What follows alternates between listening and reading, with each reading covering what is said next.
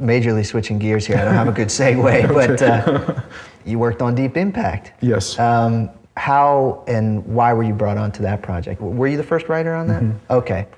Was that an original idea of yours? Steven Spielberg called and said, would I come in to talk to him about a remake of When Worlds Collide? Okay.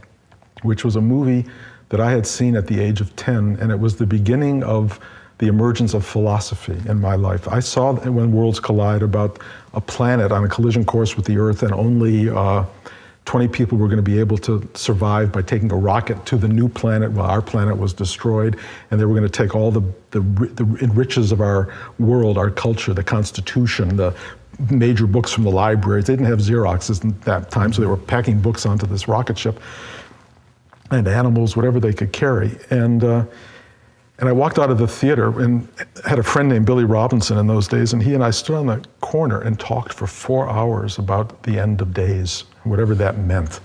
And it was so powerful to me. And when Steven asked me about it, I thought, do I really want to do this? But I sat in the room with him, and you know, he's a compelling character. How do you not do something that Spielberg asks you to do? Well, one of Steven's among many amazing aspects is his unbelievable enthusiasm. Unbelievable. And it's contagious. And we just sat and talked, and I walked out of there saying, I have to do this movie. Right. And I worked very hard on this script, and ultimately did not write the movie that he wanted. And he kept trying to describe something to me, which in the end never happened, because I don't know that anybody got it or could get it, which he wanted to tell the whole movie from the perspective of the newscasters, the news people. That we would get the story as they got it. And it's very hard to tell a movie like that, in truth. It's kind of removed from the true essence of the story. And yeah, it kind of adds another layer in terms of how the audience receives it. Exactly. And I just said, I'll try it, and I couldn't quite get that. And what I kept getting was stories that I loved. I loved writing that movie. It was really deep exploration of so many stories in our culture that have to do with rockets, and have to do with space and survival as a planet. You know, one of the Time magazine, after all of my movies, called me the Dr. Kevorkian of American cinema, because I was so preoccupied with death. And then here's Deep Impact, which is the death of the entire human race. Right. You know, and my kids looked at me and said, "Dad, what are you doing?" You know, but there was something so poignant in that. What does it mean if we aren't here anymore? I mean, what is that about? And Steven and I both had a very strong sense of what this movie could be in terms of its emotional value, but in the end, I didn't deliver what he wanted. Was it from the beginning? I mean, it was Spielberg, so did you know from the beginning it was meant to be like a huge, like a big film? Yes, he wanted it to be a 3-hour spectacle, and I started writing it as a 3-hour spectacle. Yeah, how do you approach something that's meant to be, you know, special effects driven and a kind of eye candy and epic scale? I mean, the first thing I did is I said, there's no way that there's some other planet's going to come collide with our planet. So what actually is going to happen? So I went and started interviewing the most amazing people. You know, Gene Shoemaker-Levy, the guys who discovered the comet heading into Saturn or Jupiter, I forget which one, and talked to them about what could really happen here. And we started talking about comets that could actually hit the Earth. I said, what? They said, it may be the dinosaurs were destroyed by that. And I said, really? And I started going into this. You know, this is very early in the game, and I'm going, we could be hit by a comet or an asteroid, and the Earth could be completely destroyed. And then we started talking about what would happen if a comet hit the Earth. And they told me if it hit the ocean, it would create a tidal wave that would be 500 feet tall and would go 400 miles inland and destroy everything. And I'm going, really? And then I said, well, how do we stop this? And they said, nobody knows how to stop this. We don't know if we could deflect it. And so I started trying to figure out where do we come up with deflection? And so I started meeting with NASA people, and they were saying, we can't send a rocket out there because we have nobody who remembers how to fly those rocket ships. All we have is the space shuttle. Those rockets are all disassembled, literally lying on the ground at Houston and in Cape Canaveral or Cape Kennedy. And I understood if we were going to do anything, we would have to reassemble that rocket off the ground, literally, and bring in these old pilots who used to fly them to go there. The story got richer and richer. And then I went to the White House, and you know, when you mention Stephen's name, there's not a door that stays closed. So I was in the Situation Room at the White House. I was in the strategic rooms that they have at the base, in the basement of the Pentagon. No kidding, you got access like that just on everything. Wow. You know, it's so amazing because there's nobody like Spielberg in the world. Right. And so for me, it was like a remarkable period. And finally, Steven says, "Bruce, you got to stop researching this movie, and you got to write something." And I went, "Oh," and that was really hard because I had too many stories. I just had one story after another, and the whole story about old astronauts coming into. The cosmonauts are from here. The idea of having the astronauts have to be brought out of retirement to fly this was a movie in itself. In fact, ultimately, that movie got made elsewhere. But I had to just push that aside. We had Robert Duvall come in as that man, but the whole story, I wrote that whole part of the movie, and then I just had to cut it all out because the movie, even though it was going to be 3 hours long, it was like, there was just too much information, too much stuff. So I kept squeezing and squeezing, trying to find the story. And then I gave Steven the first script, and he really said it's not what he wanted, and let's go through this again and let's make a beat sheet of every beat that this movie should be. And I did. I created a beat sheet for the movie, and I flew out to visit him in the Hamptons, and he said, "I could shoot the beat sheet. I could shoot this. This is great." And I went, "Wonderful." And he said, "Write it." So I went home and I wrote it, and I sent it in to him, and I didn't hear anything. Nothing. Weeks. That's got to be rough. Oh, it was unbelievable. And then the next thing I'm told is, he said, "I think I'm going to write this myself." I said, "Really?" I said, "Does that mean I'm fired?" He said, "I guess it does." I said, "That's really painful, Stephen." He said, "I guess it is." And that was that. And then 4 months later, I get a call from the executives over there, from Walter and Laurie, and they asked if I wanted to come back, and they would like me to come back and try another pass. His version didn't work, and would I come back? And I don't know if this was the right thing or the wrong thing, but I said no. I couldn't spend another year trying to figure out what it was that was wanted. I just couldn't do it. Did you feel like you were never going to get I what didn't know if I would ever arrive Yeah. at that place. And I have enormous respect for him and for them and for everything. But for the movie even, which I love in the end. But I said it wasn't something I could do, so I turned it down and moved on to another project that took almost 2 years. and what was that? That was the In Your Dreams movie that I was describing. It took almost 2 years. What happens with something like Deceived, which you used a pseudonym or you took your name off it? I never wanted to write it. This was a movie that friends of mine were doing, and they gave me the script, and they said, "Can you fix this? And what would you do with it?" And I gave them all this feedback on the script, and they said, "Oh my God, you're the only one who gets it. You've got to do the rewrite." I said, "I don't want to do the rewrite. I'm busy. I've got these other things happening." They took my rejection or my refusal as a sign that I wanted more money, which was not true. And so I kept saying, and so they offered me more money. I said, "Please, guys, you don't get it. This is not something I have time to do or interest in doing." The money went up again. Wow, you just hit on a brilliant strategy for perhaps, but I was being really honest. I didn't want to do this film. And then it got to a point where I could buy my parents a house for a week's work on that script. Holy shit. It was like, I thought it would be obscene to turn it down finally. Right. So I said yes to this film. And I worked on it for 4 weeks and then came back and did another 4 weeks on it. So it was unbelievably lucrative, but not soul satisfying. Right. You have to be very careful in Hollywood about what you choose to do. And the money is dangerous and tempting. And you have to be very alert to that. And it's very hard to tell that to any writer when these numbers start getting flashed at you. Well, understandably, I mean. No, I completely understand it. And also, and not only that, someone once said, well, to me, the one rule that you should have as a writer in Hollywood is never buy a house.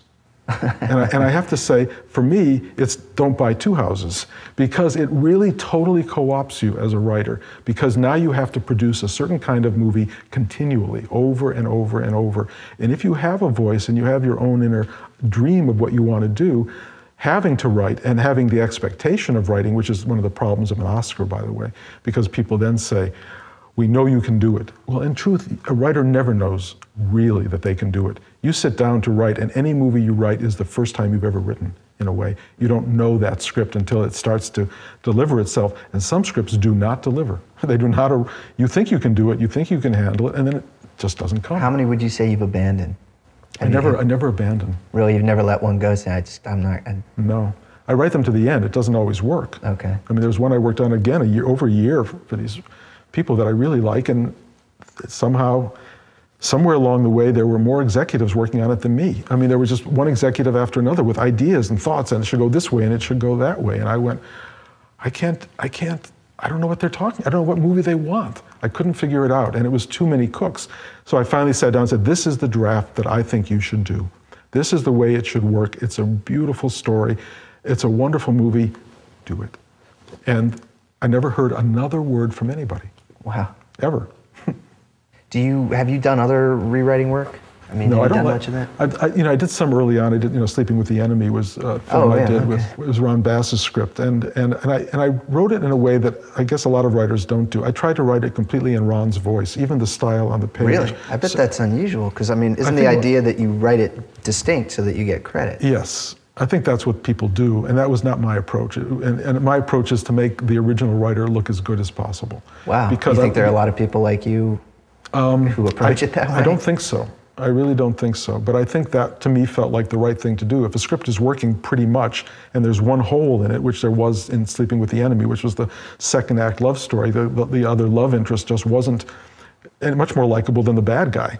And I knew he had to be someone you loved so that Julia's character could embrace him and not be just terrified of men in general, because it was the only way to make the movie work. And so I wrote a very lovable guy and a wonderful romance for those characters. I did not get credit for it. I didn't expect to get credit for it. Well, when you're asked to take on that assignment, do the powers that be tell you that that's what they want, or is it more vague? No, they say, what's wrong with the script? Is it usually like that? They're like, they say, read the script, what do you think? And then you tell them what you think. And usually, it's really interesting. Mostly, if they've already got a script, they don't want to be told it's horrible. That's not what they're looking for. They're looking for someone to say, it's a great piece of material, it's got a little bit of a problem here, and a little bit of a problem here, and I can fix it in a minute. But it's just cosmetic. Yes, yes. Pay me the whatever ungodly amount of rewrite money, and I'll fix that little tweak for you. If you go in and tell them the truth, they're shivering, because their careers are based on this. They don't want to know the truth. They want to know that it can be fixed in a second and nothing really is wrong with it. So if you want, you tell them that story, then you go in and do your work.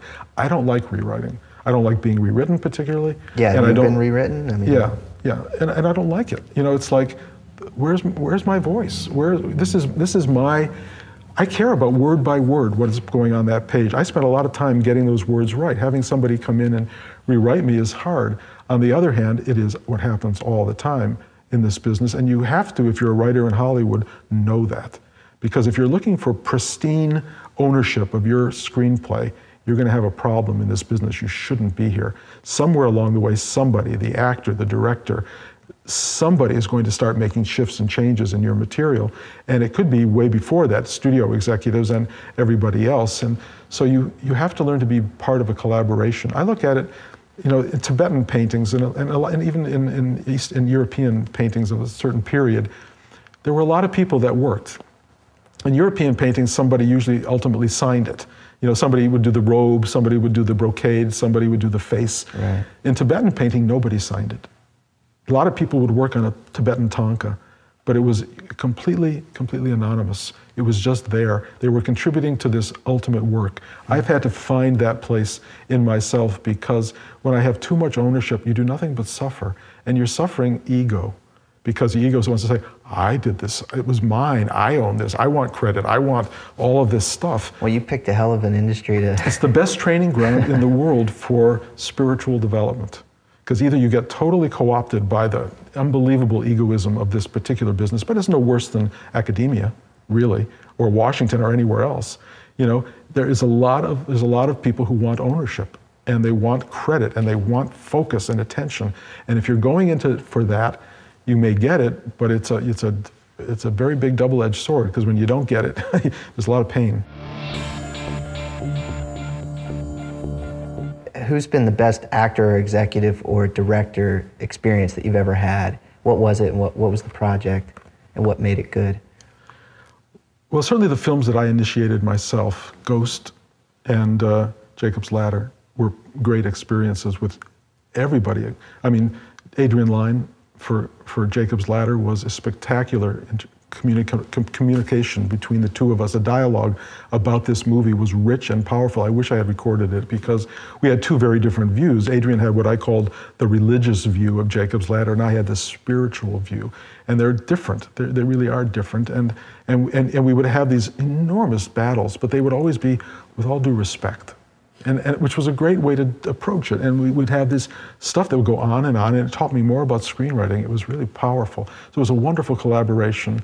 The executives, I mean, you know, again, back in the Paramount days, Lindsay Duran particularly was the best executive I ever had because she was rooting for this movie. She wasn't rooting for her to have a stamp on the movie. She was rooting for the movie. She remains one of the best executives and the best people in Hollywood because she cares about material more than anything. It seems like a lot of executives are waiting even well into development for any sign to pull the plug.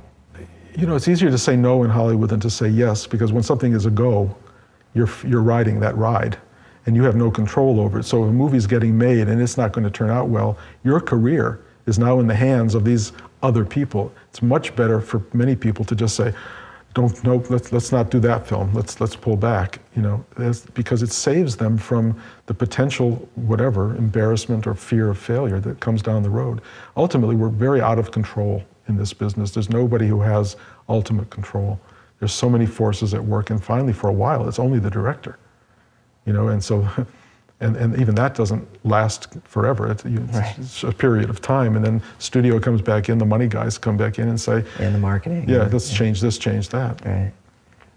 You went to school, film school in NYU. Was that helpful to you? What practical elements did you? I went to NYU before it was the Tisch School of the Arts. I was back there. I mean, I was Marty Scorsese and Brian De Palma and Jimmy McBride. There were a whole group of guys that we were all kind of classmates, and it was a wonderful meeting of people and getting to know people, you know, and people like Scorsese for me were like, you know, we were friends in those days, and he just taught me what it means to love movies in a way I never even understood you could love movies with, knowing the editor and the sound man on a film I never even heard of. You know, Marty just knew everything and was alive to the whole movie business, and I got infected by that. It was so wonderful. And Brian De Palma, who had a will like nobody I've ever known to have a career. He made a career happen. Nothing could have stood in his way. And it was great to watch how that happened. And it came out of that film school environment. On the other hand, I learned nothing about making movies in film school. Nothing. What program were you? Was it a screenwriting program? It was called Communication Arts, is what it was called in those days. Haig Manoogian was the guy who was running the program, and there were about 30 of us in it.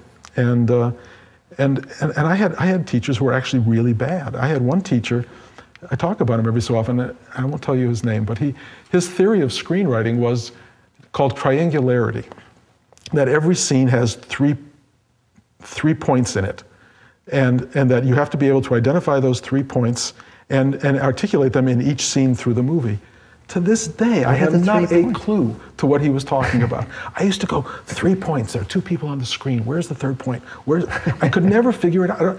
It was an idea that he had about screenwriting. He never expressed it well. I never figured it out, and I spent a year writing bad stuff because I could not in any way imbibe what he was trying to sell.